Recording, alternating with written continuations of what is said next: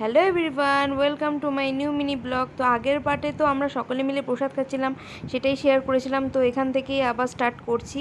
তো এই দেখো, আমরা প্রসাদ খেয়ে রুমে চলে গেছিলাম, তারপর একটু রেস্ট করে বিকেল দিকে আমরা রেডি হয়ে বেরিয়ে পড়েছিলাম। আমরা যে বেরিয়েছি দেখো, অঝরে বৃষ্টি পড়ছিল।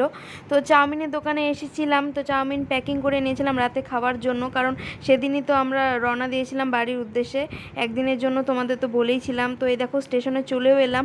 আর স্টেশনটা এত সুন্দর লাগছিল দেখতে, তোমাদের সাথে শেয়ার না করে থাকতে পারছিলাম না। দারুণ ছিল লাইটিংটা। তো তারপর ট্রেনের অপেক্ষায় আমরা বসেছিলাম।